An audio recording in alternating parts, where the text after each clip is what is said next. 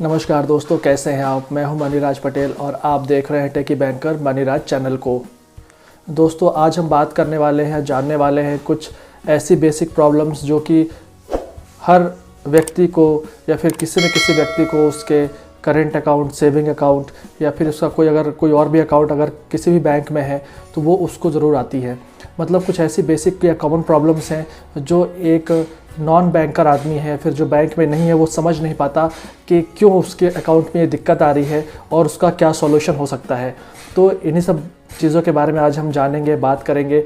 तो वीडियो अंत तक ज़रूर देखिएगा और वीडियो के बीच में आपके लिए एक बोनस पॉइंट है, तो वीडियो अंत तक ज़रूर देखिएगा ताकि आपको वो भी पता चल जाए। दोस्तों, सबसे पहले बात करते हैं कॉमन प्रॉब्लम्स की किसी भी अकाउंट में। तो सबसे पहले तो ये होता है कि लोग ट्राई करते हैं यूपीआई को एक्टिवेट करना, यूपीआई को चलाना।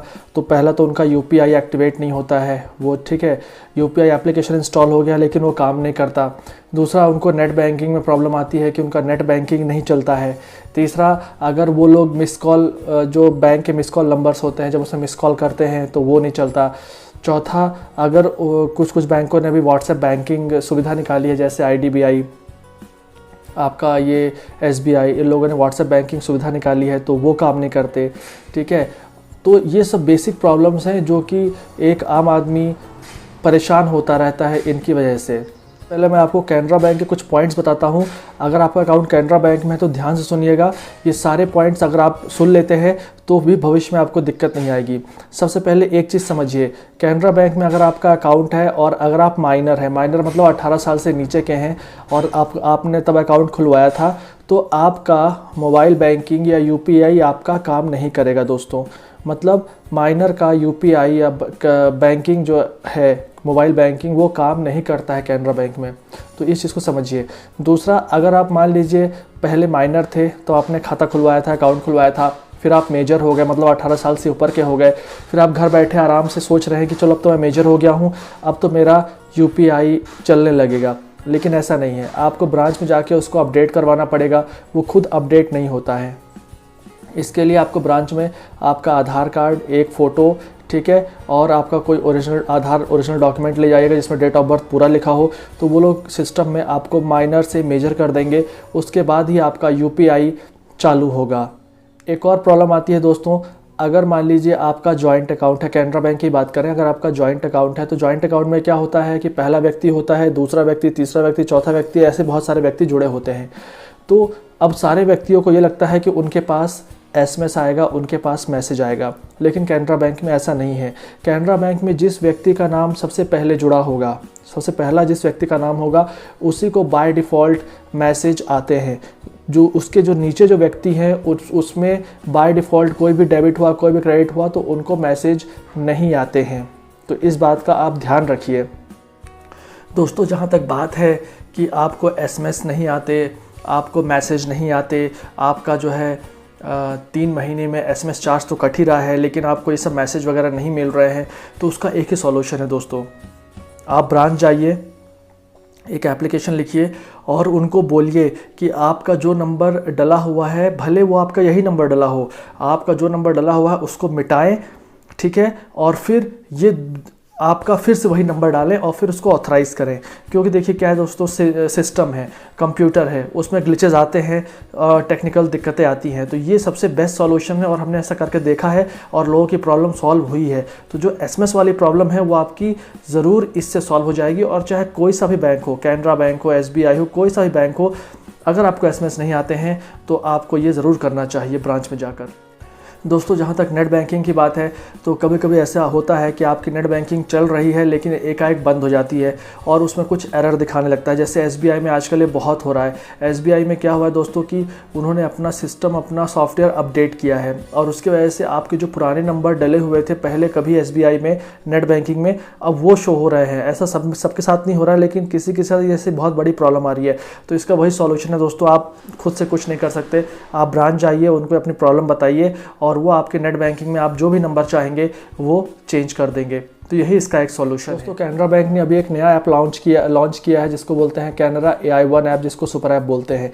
तो इस ऐप को आप कोई लोग भी इस्तेमाल कर सकते हैं। मतलब अगर करंट अकाउंट है, लिमिट है, या OD है, या सेविंग अकाउंट है, आपका कोई भी अकाउंट है, आप इसको इस्तेमाल कर सकते हैं। लेकिन बात वही है, अगर आप माइनर हैं तो भी आप यहाँ पे UPI को इस्तेमाल नहीं कर पाएंगे, वो नहीं चलेगा। दूसरे बता दूं कि अगर आपका कैनरा बैंक में अकाउंट है भी नहीं, फिर भी आप कैनरा बैंक का ये वाला एप्लीकेशन यूज़ कर सकते हैं, क्योंकि इसके अंदर UPI है। तो आप UPI में किसी भी बैंक के अकाउंट को जोड़ सकते हैं। तो ये एक एक्स्ट्रा बात थी इस अकाउंट के लिए। दोस्तों एक पॉइंट जो सबसे इम्पॉर्टेंट पॉइंट है वो आप समझिए इस बात को कि अगर आपका कोई एक मोबाइल नंबर है और वो आपने 2-3 खातों में डलवा दिया है, कैनरा बैंक की बात कर रहा हूँ। मान लीजिए आपके पिताजी का कोई मोबाइल नंबर है, अब आपके पिताजी ने अपने अकाउंट में भी डलवाया है, आपकी मम्मी के अकाउंट में भी डलवा दिया है, आपके अकाउंट में भी डलवा दिया है कि सबके मैसेज मुझे आए। तो दोस्तों सबके मैसेज तो उनको आएंगे नो डाउट, लेकिन यहाँ पे उनको एक प्रॉब्लम आने वाली है कि वो जो है UPI को चालू नहीं कर पाएंगे। ठीक है, नेट बैंकिंग चालू हो जाएगी, उसमें प्रॉब्लम नहीं आएगी, लेकिन UPI आजकल जो सबसे कॉमन जो चीज़ है वो चालू नहीं कर पाएंगे वो।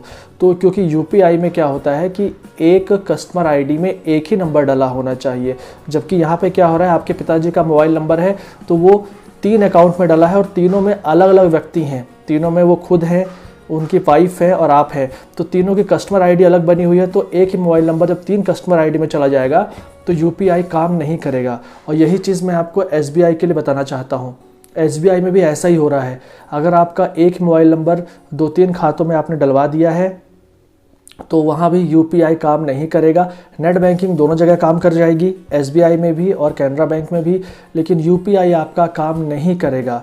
ठीक है, तो इस बात को आप समझिए। तो कोशिश करिए कि एक अकाउंट में एक ही नंबर डला हो। अब देखिए, अगर एक व्यक्ति है कोई और उसके 2-3 अकाउंट है, एक ही व्यक्ति के 2-3 अकाउंट है, ठीक है, तो भले उस व्यक्ति के 2-3 अकाउंट है लेकिन व्यक्ति तो एक है, तो उसकी कस्टमर ID एक ही बनी होगी। बैंक में एक व्यक्ति की एक कस्टमर ID बनती है, चाहे कोई सा भी बैंक हो। कुछ बैंक है उसको CIF बोलते हैं, कुछ बैंक है उसको कस्टमर ID बोलते हैं। ठीक है, तो अगर एक व्यक्ति की एक कस्टमर ID बनी है तो उस कस्टमर ID में अगर आप 1000 अकाउंट खोल लो, मतलब वो व्यक्ति 1000 अकाउंट खोल लेगा तो भी कोई प्रॉब्लम नहीं आएगी। मतलब लेकिन अगर अलग अलग व्यक्तियों ने अपने खाते खुलवाए हैं और अलग अलग कस्टमर ID बनी हुई है और उस सब कस्टमर ID में आपने एक ही मोबाइल नंबर डाल दिया तो जो है आपको प्रॉब्लम आने वाली है। तो ये RBI का नया रूल भी आया है, नई गाइडलाइंस भी आई है कि सारे कस्टमर्स को बताया जाए, समझाया जाए कि एक कस्टमर ID में एक ही नंबर रखें वो। तो आई होप ये चीज़ आपको समझ में आई होगी। दोस्तों SBI में भी ऐसा ही हो गया है। SBI में अगर आपका मान लीजिए व्हाट्सएप बैंकिंग आप SBI की यूज़ कर रहे हैं, आप SBI का मिस कॉल नंबर यूज़ कर रहे हैं जिसमें आपका बैलेंस आ जाता है, तो अगर आपका एक मोबाइल नंबर दो अकाउंट में लिंक हो गया है, वो भी अलग अलग व्यक्तियों के अकाउंट में, तो जो पहली बार जिसमें लिंक हुआ होगा आपका मोबाइल नंबर फर्स्ट टाइम, ठीक है, उसका ही आपको मैसेज आएगा, दूसरे वाले अकाउंट का आपको मैसेज नहीं आएगा। ये RBI की तरफ से नई गाइडलाइंस आई है जो कि बैंक अब धीरे धीरे फॉलो कर रही हैं और वो इसको अपडेट भी कर रही हैं। दोस्तों ये थी कुछ ज़रूरी बातें जो कि मुझे लगा कि आपको बताना चाहिए, क्योंकि इन सब छोटी छोटी बातों से लोग बहुत परेशान रहते हैं। आई होप ये वीडियो आपको पसंद आया होगा, अच्छा लगा होगा। अगर पसंद आया तो मेरे चैनल को सब्सक्राइब करें, वीडियो को लाइक करें और फिर अगली वीडियो में आपसे मिलेंगे। तब तक के लिए जय हिंद, जय भारत।